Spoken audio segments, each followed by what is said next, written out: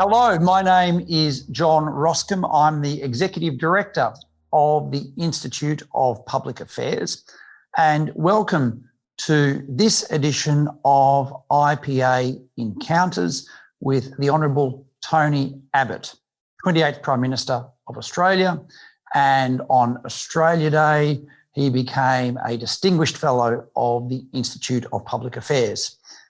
The IPA Encounters program is the opportunity for IPA members to engage and discuss and ask questions of some of Australia's and the world's leading thinkers and writers and commentators on freedom and on the state of the world. Our recent conversations have included discussions with Greg Sheridan, Heather McDonald and Professor Robert Toombs, all of which are available on the IPA's YouTube channel. I'm coming to you from the Baillieu Meyer Media Studios in Melbourne, and Tony Abbott is in Sydney. We've had something like 200 questions from IPA members to Tony for today's discussion. We're not going to be able to get through all of them, but what I've done is I've picked a representative sample and identified the key themes that you as IPA members would like to hear from Mr. Abbott about. Today's conversation continues on from a series of discussions I had with Mr. Abbott at the beginning of the year, just after he was appointed as a Distinguished Fellow of the Institute of Public Affairs, and of course the IPA's new Australia's Heartland with Tony Abbott podcast series, which has Daniel Wild from the IPA and Tony Abbott talking about the issues that affect Australians, the issues of the day, and the issues that will make Australia a better country, is now one of the IPA's most successful podcasts. It's a weekly discussion and it's accessible on all the podcast platforms. Let me begin, before I ask Tony to say a few words, by going back to a book that Tony wrote in 2009, Battle Lines, and it came out in 2009, just before Tony became leader of the opposition. And there's a wonderful discussion at the beginning of the book that I will start today with about Tony Abbott's pre-selection speech in 1994 for the seat of Warringah in New South Wales. And Tony says, "I wasn't expected to win the pre-selection for Warringah, a safe-ish seat. A good speech, however, enabled me to come through the middle of a crowded field. The notes for that speech that are included have become recurrent themes." And I'd like to read a little bit of that and ask then for Tony's reflections on it. This is what Tony Abbott said in his pre-selection speech in 1994. "All my life, I have tried to stand up for causes I believed in. As a journalist, I never began an article with the assumption that there was something fundamentally wrong with our country, and I tried to find the good in the people and the institutions that I covered. In the Leader of the Opposition's office, I tried to be a reminder that politics is about inspiration as much as policy, and that we have to like people as well as lecture to them, to reach out to them and give them hope in our country and in ourselves." Welcome, Tony Abbott, to IPA Encounters. Can I ask you to reflect on those words that you uttered all those years ago, and what might have changed and what might have stayed the same? Well, John, I'd like to believe that nothing has changed, and that with something as important as your fundamental orientation, it stays essentially the same throughout your public life. It was lovely to hear those words again.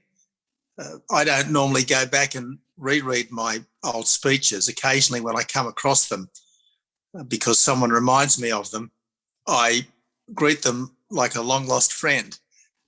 And invariably, I find that I like them just as much today as I did when I wrote them all those years ago. So thank you for reminding me of what a great speech that was. And thank you for reminding me of what a good platform it was for a subsequent public life. What led to those sort of sentiments that you expressed? You had a high profile in Australia previously. You'd been a successful journalist, a outstanding student and Rhodes Scholar, of course.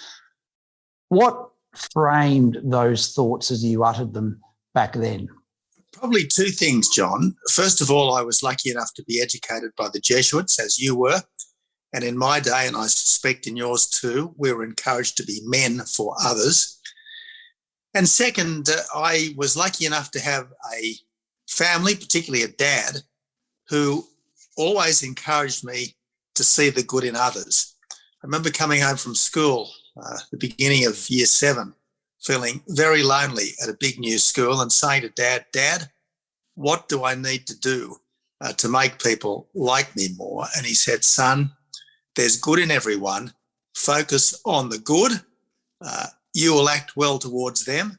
And if you act well towards them, 9 times out of 10, they'll respond in the same way. Now, look, I don't want to pretend that I've liked everyone I've met over the years.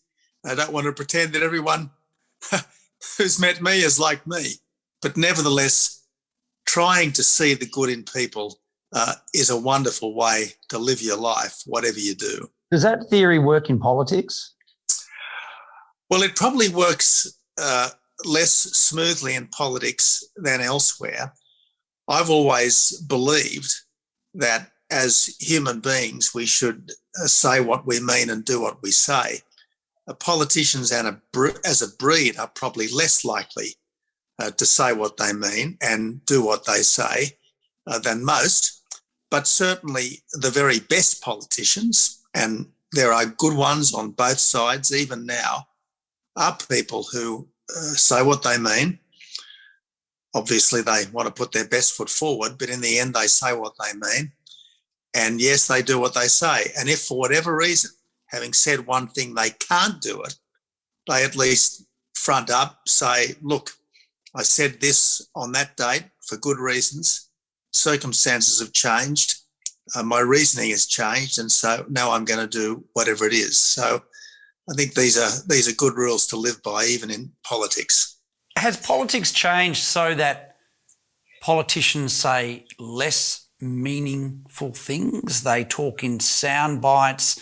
They either make commitments that will never be delivered on in anyone's lifetime, or they're commitments that someone else will pay for. Has something changed since you gave that speech in the 1990s? I suspect that the 24/7 media cycle has reduced everyone's attention span, and I suspect that social media has generally coarsened our public discourse. Again, if I might reminisce for a moment, John, I can remember I'd only been a press secretary for the then leader of the opposition, John Hewson, for a few months. And one of my former colleagues from the Australian, the wonderful Paul Kelly, knocked on my door late one Friday evening when just about everyone else had knocked off for the weekend. And he came in offering me some advice. Now, when a relatively young former journalist gets a visit from someone who even then was a giant of the profession, you pay a lot of attention. He asked me 2 questions. He said, first, Tony, who, in your judgment, has been the most successful opposition leader in post-war Australian history? And I said, Gough Whitlam. He said, correct. Now, a harder question, what was it that made Gough Whitlam successful? I scratched my head. I wasn't able to offer much of an answer. But Paul said to me, Whitlam was successful because even though he didn't last that long as Prime Minister, he fundamentally shifted the debate, changed the political ethos of our country almost, because throughout his time at the top, he made significant speeches that people took seriously and which lived long after the immediacy of the particular news cycle. Now, I did take that to heart, and from that day to this, I have tried to distill my own thinking on all of the big issues through what I regard as serious scripted speeches and from time to time short and long essays on those topics. Now, even the great Paul Kelly would sometimes ring me up as Prime Minister and say, "So what are you going to say today?" And I'd say, "Paul, I've got a very good speech, which I've laboured over for hours. Please read the speech." And he would say, "Well, Tony, I don't actually have time to read the speech. Can you tell me what's in it?" And I said, "Paul, I am following your lesson. Please do not let me down by failing to read these speeches." In the UK, they talk about politicians and leaders who change the weather. And as you identified, Gough Whitlam changed the weather. Politics, you changed the weather. Margaret Thatcher, John Howard, Ronald Reagan. Tony Blair. What does it take as a politician to change the weather of politics? Well, you've got to know exactly what you stand for. You've got to know what you want to change and what you want to keep. And then you've got to be able to articulate that in ways that take people with you. Now, so much as we know depends upon luck. Napoleon said that the one quality he wanted most of all in his generals was luck. I suspect I was an unlucky politician, at least as Prime Minister, given that I had an interesting combination of characters and personalities in my cabinet. I suspect that Scott Morrison has turned out to be a lucky politician, given that he's got a very supportive and decent cabinet by and large. But nevertheless, if you want to make change, you've got to have a strong sense of what needs to change, of what needs to stay the same, and a series of practical ways to actually get it done. Now, I was pretty confident going into the 2013 election that we had a security problem on our borders. We had a fiscal problem with the budget. We had some structural economic difficulties with unnecessary taxes, and we had neglected infrastructure, and hence my famous mantra, stop the boats, scrap the taxes, get the budget back under control and build the roads of the 21st century. And the interesting thing is that with the partial exception of the budget, all of that was done within 2 years. The other thing I really wanted to tackle, and there are elements of that in battle lines, was the dysfunctional federation. Now, in battle lines, I talked about trying to ensure that when the chips were down, the federal government could call the shots. I still think there's a lot to be said for that, but I'm also, I think, realistic about the likelihood of constitutional change, at least in the short term. So as Prime Minister, instead, I put in train these two white paper processes, a tax reform white paper and a federation reform white paper, with the idea being that we would A, evolve the tax system to give the states more own source resources for their work, and B, try to clear up who was responsible for what, so that when things went wrong, voters would know who to blame. Because the one thing that bedevils our federation right now, and we've seen it in spades during this pandemic, is that you're never quite sure who's in charge. Under the Constitution, the states still have a lot of responsibility, a lot more than most people normally realise, and yet most people expect the feds to fix their problems when the chips are down, and it can all end up, as I used to say, a dog's breakfast of divided responsibilities. It still desperately needs fixing, and you either, as I suggest in battle lines, say that it's the federal government in the end that can call the shots, or you, as it were, unscramble the egg and re-specify exactly what is wholly and solely the responsibility of the states and exactly what is wholly and solely the responsibility of the feds. Because saying you want them all to be responsible for everything, it is, to use an old-fashioned phrase, a bugger's muddle. And to demonstrate this is not hindsight speaking now, this is what you said in 2009 in Battle Lines, Australia's biggest political problem and how to fix it. And that was federalism, and that's what we're struggling with now in the context of closed borders, in the context of the federal government bailing out failed premiers and failed COVID policies. And exactly as you just said, you said this in 2009. On the issues that matter, state premiers shouldn't be allowed to thumb their noses at the Prime Minister of the country, lest the age-old judgment be pronounced against us that a house divided against itself cannot stand. Before we move off federation, what would you do to the federation? You suggested a number of reforms back in 2009. What would you do today in 2021, knowing what we know now about how the states and the premiers operate? Well, what I was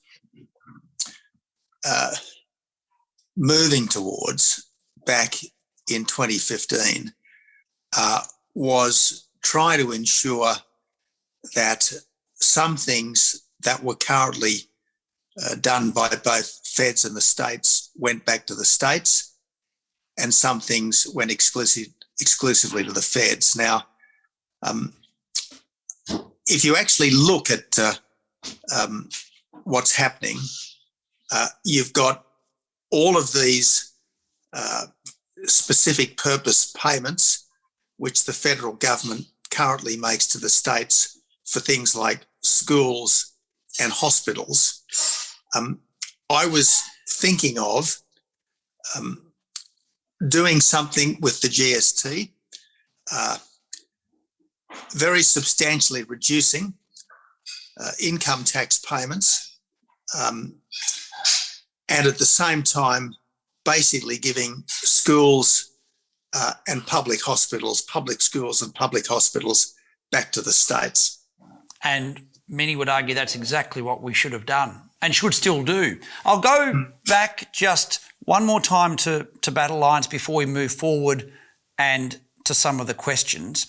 And you talked about fixing the budget, and I'm going to ask you to reflect on the 2014 budget, which many people, including I, would say was the last time any political party has tried to level with the Australian public about our fiscal situation. And it's interesting to go back to what you said in Battle Lines and whether you still believe this.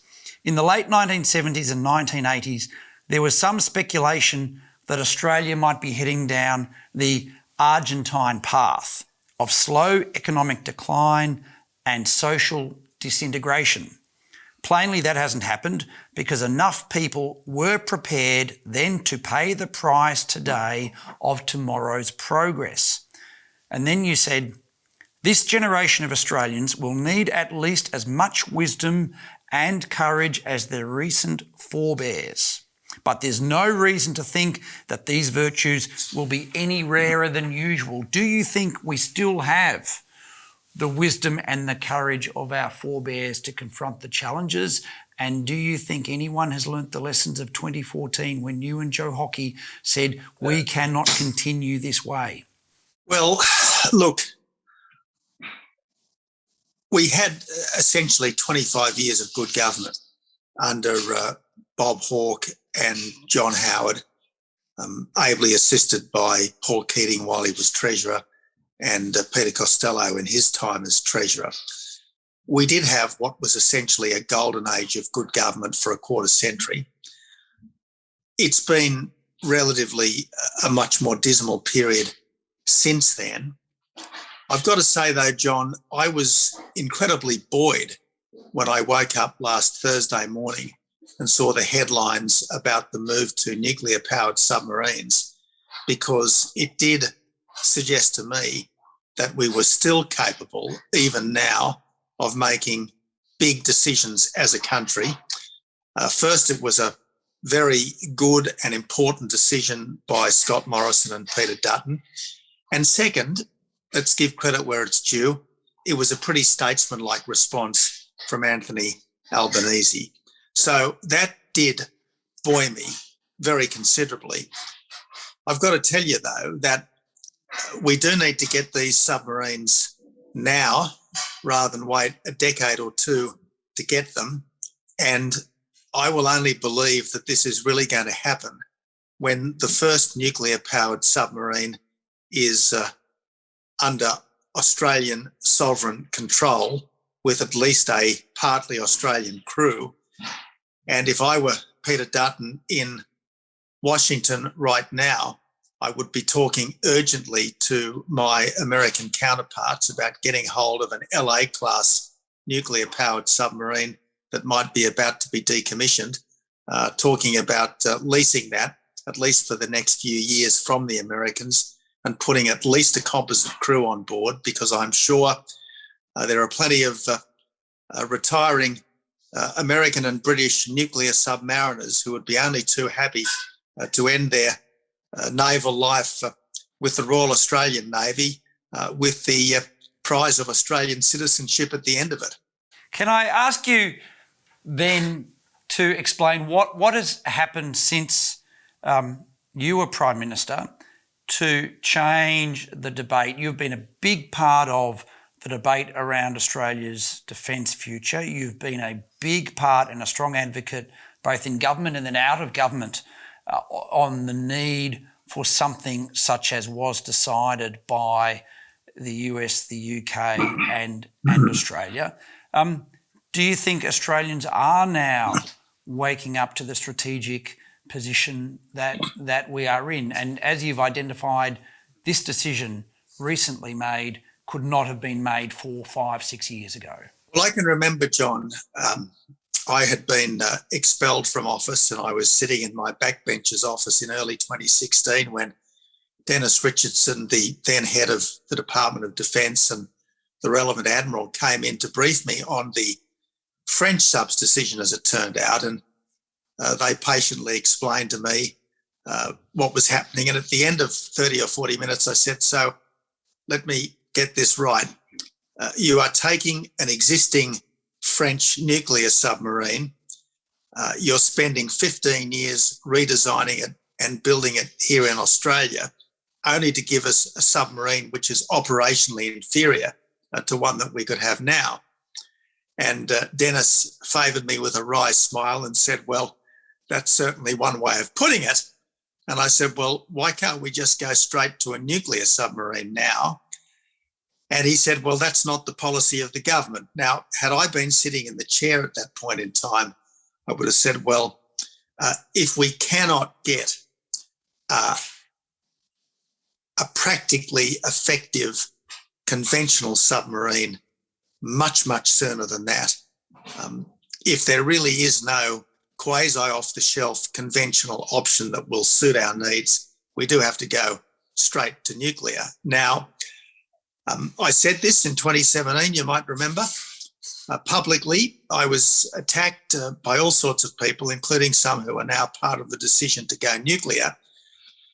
And I understand that you've got to say the right thing at the right time. If you say the right thing at the wrong time, it doesn't always work. And the big difference between the situation in 2016 and the situation today is that it was still possible to think, even in early 2016, that China was relatively benign. It's not possible to think that today. We are now in a period of full-scale great power competition. Some have described it as a new Cold War, and I'm not going to disagree with that description, except to say this. In the old Cold War, we were dealing with the Soviet Union, which was certainly a first-rate power, but was almost undeniably a third-rate economy. Now we are dealing with an absolutely first-rate economy in China that, almost without us quite realising it, has become a first-rate military power too. In fact, the latest paper out of the Lowy Institute very, very disconcertingly suggests that China is building ships, particularly warships now, at a rate which is massively in excess of the United States shipbuilding rate at the height of the Second World War.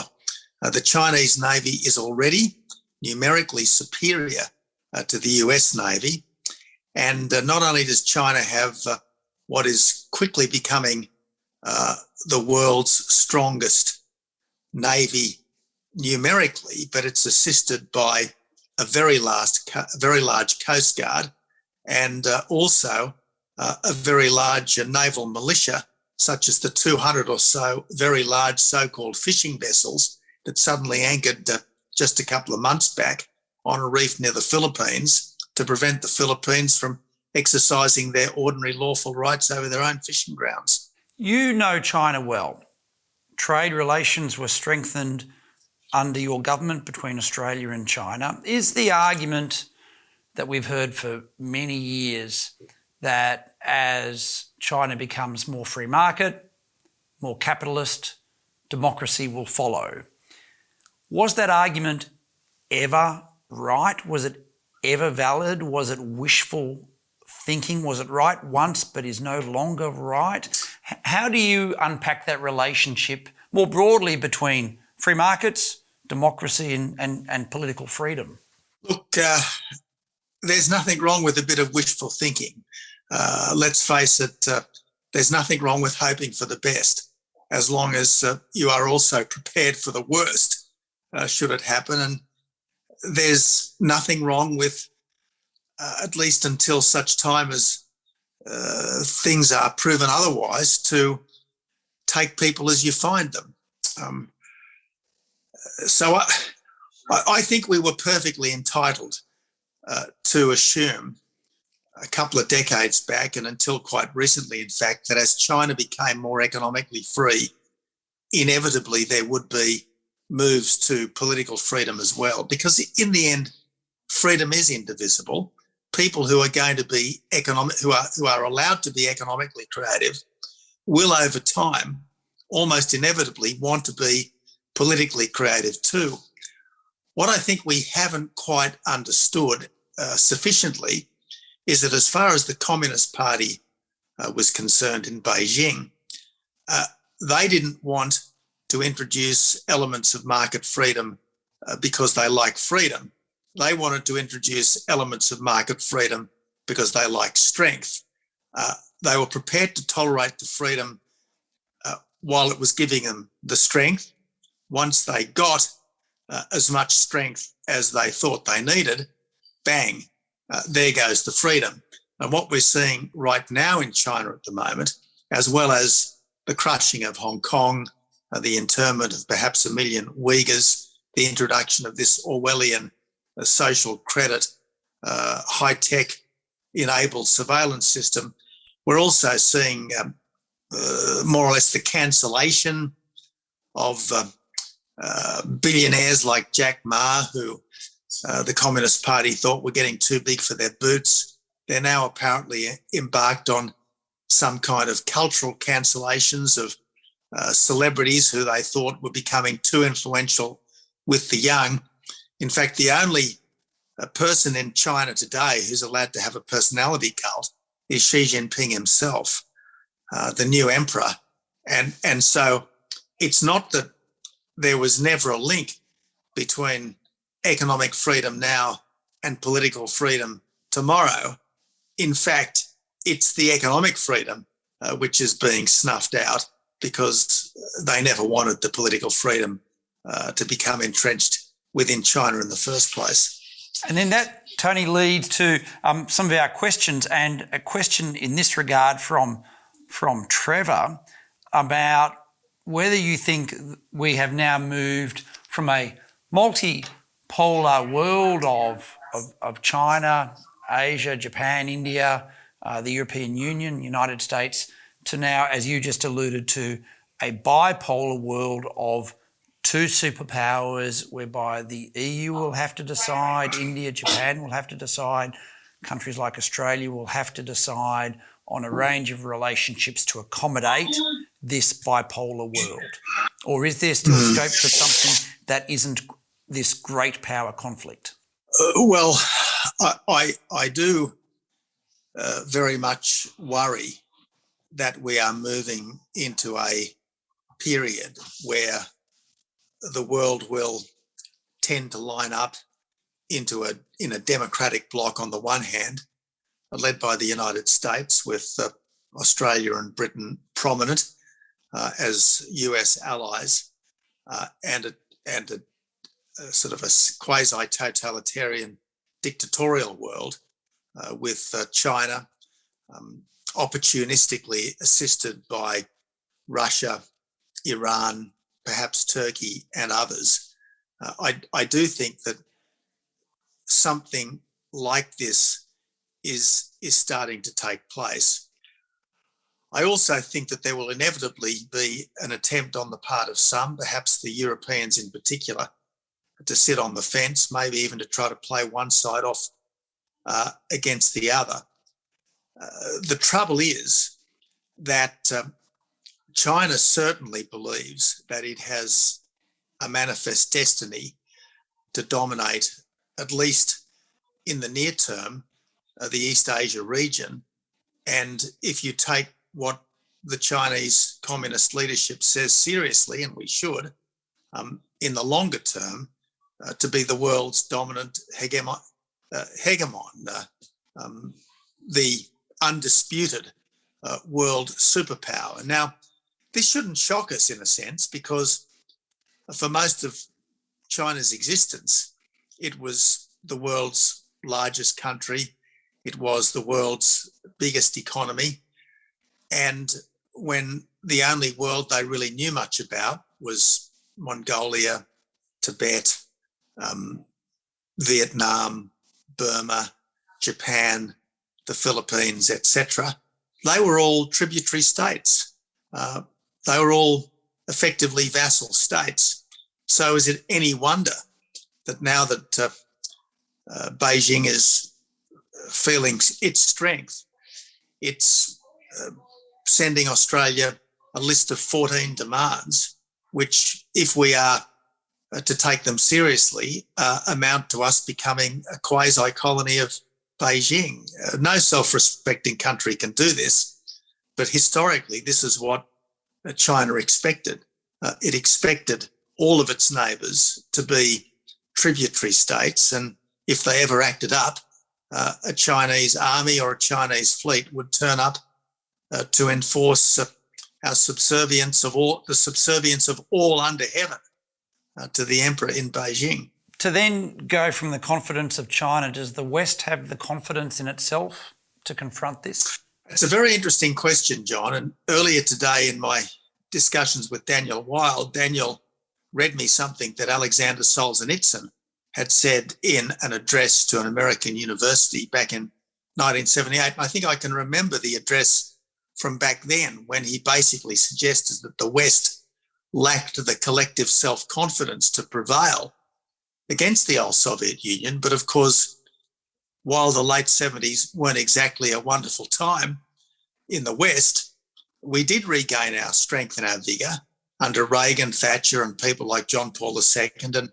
within scarcely a decade of Solzhenitsyn's rather sombre and pessimistic speech, the Berlin Wall had fallen and the Soviet Union was on the verge of disintegration. And Francis Fukuyama was suggesting that the whole of history had ended with the triumph of liberal democracy. Well, there's been a lot of dirty water under the bridge since then, as we know. History never ends. There's a sense in which all of these battles have to be refought by every generation. We shouldn't assume, just because things are at a lowish ebb right now, that we can't come back. And if you believe, as I do, that there is something wonderful about a culture and a civilization which is essentially open, which is essentially welcome, which does try to think the best of people, and which does honestly believe that things can be better today, tomorrow than they are today, if only we're prepared to have a go. And I think that's, in essence, what we here in Australia and what more broadly in the West, we believe in the marrow of our bones. I do believe we can prevail, but unfortunately, we shouldn't assume that this generation will be entirely spared the travails of our forebears who, as we know, at different times have had to go through terrible trials to find victory and vindication on the other side. Did we take our freedoms for granted? Did we all assume, and exactly as you just said in relation to wishful thinking, that liberal democracy was the future and we would have to stop fighting for it and we would have to stop explaining why it was important and we'd have to stop defending it? Look, there's absolutely no doubt that just at the moment we are at a particularly introspective, downbeat period. Look at the rise of identity politics, which essentially, it's the polar opposite of Martin Luther King's wonderful admonition to judge people not by the colour of their skin, but by the content of their character. The Black Lives Matter critical race theory people think we absolutely should judge everyone by the colour of their skin. If you're black, you're good. If you're white, you're bad. So there are certainly intellectual forces, cultural forces at work right now, which I believe are incredibly destructive. But I also believe that they're fundamentally at odds with common sense. And sooner or later, hopefully through inspiration and enlightenment, rather than the hammer blows of disaster and defeat, I think we will come much more back to the commonsensical position which has held sway for most of our existence. And then talking about common sense, that leads to a question that we've had from Annie, which is really interesting. And she asked, can you please ask Tony Abbott, how can I make an impact with my peers in relation to their follow the crowd views? I'm in my 50s and a professional and I don't want to lose my friends. Well, you might have to be prepared to lose your friends because some friends, they may be good company, but maybe in the end they're not great characters. And look, I try not to lose friends. Those friends thou hast in their adoption tried, grapple them to thy soul with hoops of steel, as Shakespeare told us. And yet, if someone doesn't want to be your friend because he or she takes issue with an honestly held, reasonably articulated position that you've got, well, so be it. For instance, if someone didn't want to be my mate because he or she objected to the fact that I was a Catholic, or he or she objected to the fact that I was an Australian, that's not my fault. That's that other individual's fault. I can accept that not everyone's going to agree with me, including very good friends, even where I think I've got a very powerful case for my position. But someone who unfriends you just on the basis of a disagreement over something which is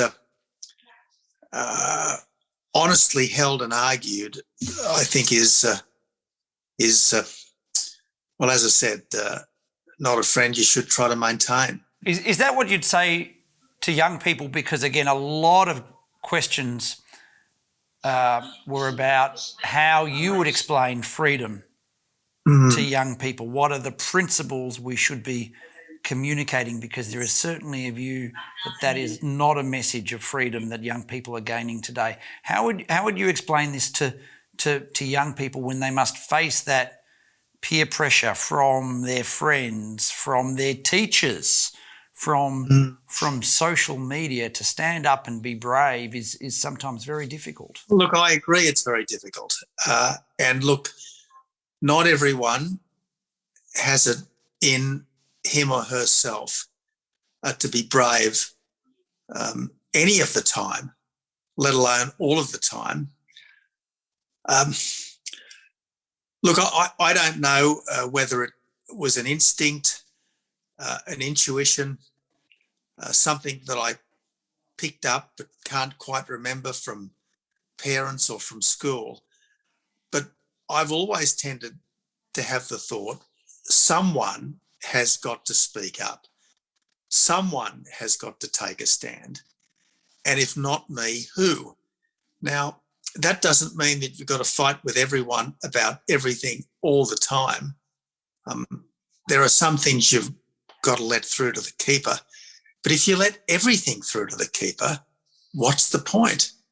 How are you making a difference? Because in the end, and again, maybe this was a family thing or a Jesuit thing, why are we on this earth? We are not on this earth just to have a good time, although hopefully much of the time we will have a good time. We are on this earth to make a difference, to be the best possible parent and spouse. Doesn't mean we're going to be perfect, but to try to be as good as we can be, to be the best possible friend, the best possible colleague, the best possible countryman. These are the things that we should try to be. And inevitably, if you see something that you believe is wrong, you've got a duty to speak up. I mean, take a very, I suppose, topical issue, climate change. Now, I said when I was opposition leader and Prime Minister, what I honestly believe, of course, climate changes. Look at the ice ages, classic example of dramatic climate change. And I suspect that mankind does make a difference. Looking at the basic physics, you'd think that more carbon dioxide in the atmosphere, all other things being equal, would tend to raise temperatures. But the atmosphere is such an incredibly complex series of interactions, and you'd have to think, just being logical and reasonable, that by far the biggest impact on climate would be the sun. I mean, without the sun, there wouldn't be any life whatsoever. And to the best of my layman's working out, based on the various authorities that I've had access to, there is a far closer correlation between temperature and climate and sunspot activities than there is to atmospheric carbon dioxide. So, look, I will keep saying till either I get an overwhelmingly better argument or I have no more breath in my body, that frankly, so much of the current climate orthodoxy is superstition. It's not science. It's pseudoscience. Let's face it, science is not determined by a vote. Science is determined by the facts. And this idea that the science is settled in favour of so-called anthropogenic global warming, it is just not true. And, my views on the so-called settled science of climate change probably didn't help me in my electorate back in the 2019 election. And I dare say they didn't help me inside the Liberal National Party room, particularly the Liberal Party room in 2015. But you've got to be fair dinkum. Otherwise, what's the point? Are you concerned that so many issues today are declared to be settled and not able to be discussed, whether it's climate change, whether it's responses to COVID, whether it is our attitude to our neighbours, that we have given up too much to experts and we are afraid to debate, argue and discuss amongst ourselves? I think there's little doubt that this is the case, John. For instance, both in New South Wales and Victoria, the state governments will tell you that they are religiously following the science. But given that they're both following rather different policies, the science is different, presumably, between Victoria and New South Wales. Now, we know that scientific truth is not different from one state to the other. In fact, there are different scientists who happen to take a different view of the same facts. And this is where governments in the end have got to make their own judgments. We can never slavishly follow advice. We have got to subject the advice to critical scrutiny and then make our own best decisions. Now, plainly, you can have the Doherty Institute advice on opening up, or you can have the Burnett Institute advice on opening up. It's different advice, both informed by science. At least when it comes to pandemic policy, we are allowed to say, well, actually, I prefer Doherty to Burnett, or vice versa. But it seems all too often when it comes to climate, we are not allowed to say, well, actually, there are different scientists who, for equally good, perhaps even stronger reasons, disagree with that other group of scientists. Or there's modelling which perhaps is more accurate or based on better assumptions than that other mob of modellers. You weren't afraid to make decisions as a minister, as an opposition leader, as a prime minister.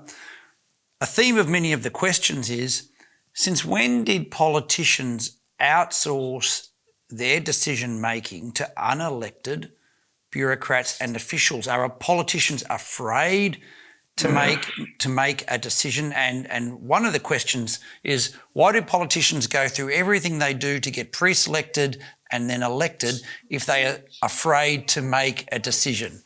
Has something happened? Has something changed since your time as leader? Look, there is absolutely no doubt that one way of trying to avoid being put on the spot yourself is to say, well, actually, we're following the advice of person X, who is a person of much greater standing on topic A or topic B than I might be. But that's a cop-out, frankly. It's an absolute cop-out. Now, let me tell you, going back to the submarines decision, if the Prime Minister had asked his expert advisors in the Department of Defence what should be done about submarines 2 weeks ago, they would have all said stick with the French deal. Now, because the Prime Minister has changed his mind, they'll all say go with the nuclear deal, because, frankly, advisors in the end are influenced by politics just as much as anyone else. They are susceptible to leadership or lack of leadership just as much as anyone else. It is a very bold professional advisor who will buck the consensus, and yet that is exactly what good government sometimes has to do. We only change when someone near the apex of the system, someone in a leadership position, is able to say, well, actually, we have got to do things differently. The orthodoxy, at least in this respect, no longer applies. So let's change, because in this instance, at least, change is for the better. And that leads beautifully into the last 10 minutes of our discussion, where we can talk about some questions that have been posed to you that challenge the orthodoxy. So coming back to nuclear power, many people would like to know, is this submarine decision the precursor to nuclear power in Australia? And Kerry sent in a terrific question. What can be done to get the ALP to support nuclear power? I think it's almost inevitable that at some stage in the relatively near future, if we have nuclear power at sea, we're going to have nuclear power on land as well, even if only to help manage the nuclear power plants in our nuclear-powered submarines. Even if we do get the nuclear power plants fully imported from Britain or America, and they are designed to last as long as the life of the submarine, 30 or 35 years, we will still need nuclear engineers on board just in case anything goes wrong.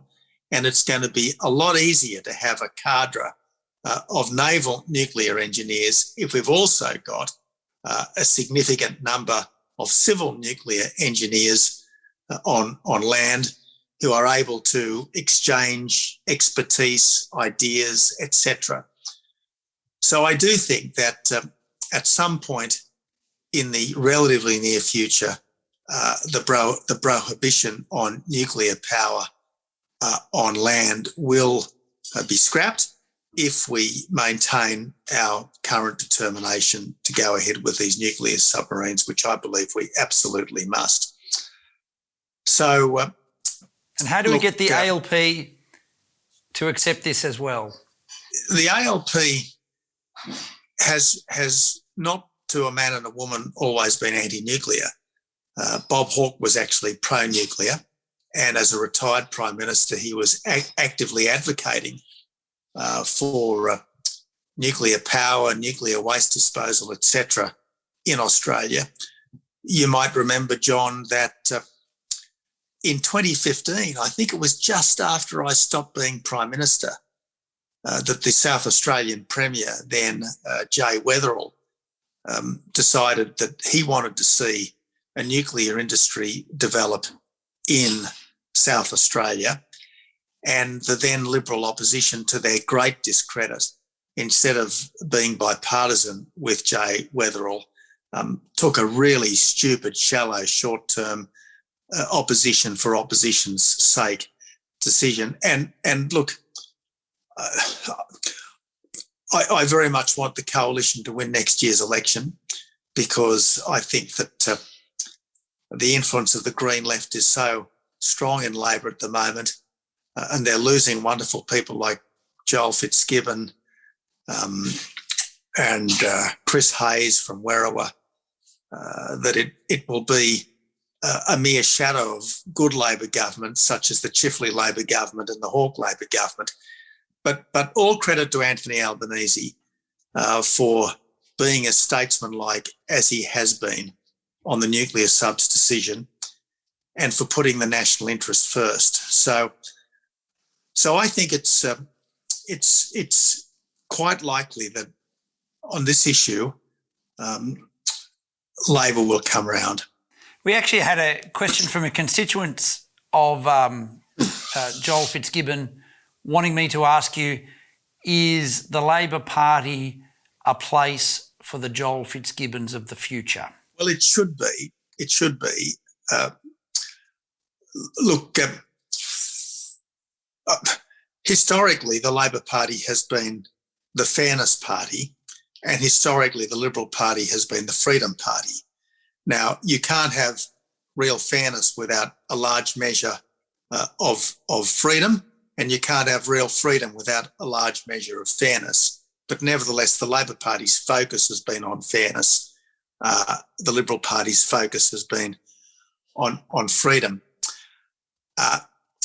And look, I expect that probably will continue, but there will be lots of people inside the Labor Party who have probably more sort of instinctive solidarity with many people inside the Liberal Party than with quite a lot in their own party, and vice versa. There's always, if you like, a club sensible that embraces elements of both parties, along with people on both sides who aren't particularly sensible and, frankly, aren't particularly trustworthy. The interesting change in recent times has not so much been the Labor Party becoming more committed to fairness or the Liberal Party becoming less committed to freedom. It's more that traditional workers are more and more identifying with the coalition, and a lot of people in the inner cities are identifying more and more with Labor. the Liberal Party and the National Party are more and more, if you like, the Workers' Party, and Labor is more and more the party of people who depend on government, whether they depend on government for their jobs or whether they depend on government for their income. I think that's the big change. Is the Liberal Party, Tony, ready for another iteration of Howard's battlers and Tony's tradies? Is the Liberal Party prepared to become a party of the working class? Well, I think we've got to be if we're going to succeed. You can't win an election without having the support of roughly 50% of the population. And there are a lot more people at the bottom of the pyramid, if you like, the bottom of the economic pyramid than there are at the top. So, you know, you had to have the blue-collar Tories for the Thatcher government. You had to have the Reagan Democrats for his administration. You had to have the Howard battlers for the success of the Abbott government, of the Howard government, and indeed for the Abbott government. So look, the Liberal Party and the National Party, we have to maintain the support of a very large segment of that part of the population that works with their hands if we are to stay in government. And maybe the working segment of the population is relatively shrinking, but it's still quite large. And frankly, what we need in this country right now is not more lawyers, sociologists, economists, academics, even teachers. We need more tradespeople, artisans, technicians. We need fewer people who can talk because we've got plenty of them, and more people who can do. That's what we really need. In the few moments that we have remaining, I'm going to ask you about the future and why you're optimistic for Australia's future. But I do need to let you know that we had several dozen comments such as this from Helen, which is a comment, not a question. Please let Tony know I'm sorry he's still not Prime Minister. But we'll take that as a comment. And we'll go to the final question, which is that from members and also that from me. Are you optimistic about Australia's future, and why are you optimistic about our future? And are our best days still ahead of us? Well, we have to believe that our best days are still ahead of us because if we don't, we will be tempted to succumb to despair.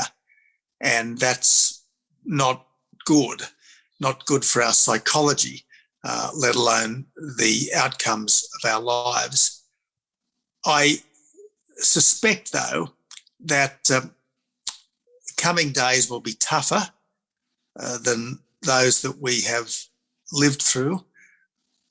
Obviously, the pandemic has been a very difficult time, really been a lost 2 years for most of us. And the interesting thing is that much of the difficulty has been self-inflicted. It hasn't been so much the disease, but the policy to deal with the disease, which has caused so much of our distress and discomfort, just created that sense of everything being upended and out of joint, which we've had over the last 18 months or so. So look, our best days, I firmly believe, are ahead of us, but that doesn't mean that tomorrow is going to be better than today. And it will only be the case that tomorrow is better than today if, as individuals, we are prepared to fight for it. And so I guess my final observation, John, is that, as is so often the case, the best wisdom is to be found in Scripture. In this particular instance, the injunction of St. Paul to keep the faith, to stay the course, and to fight the good fight. And my own way of expressing that has been to say, effort does not guarantee success, but lack of effort guarantees failure. So if we want the future to be better, by God, go out and have a go to make it thus. Tony Abbott, Distinguished Fellow of the Institute of Public Affairs, thank you for being with us for this edition of IPA Encounters. Thanks, John. I hope you enjoyed this episode of IPA Encounters with Tony Abbott. IPA Encounters is a monthly live Zoom event exclusive to IPA members. To join us live next month, become an IPA member at ipa.org.au/join.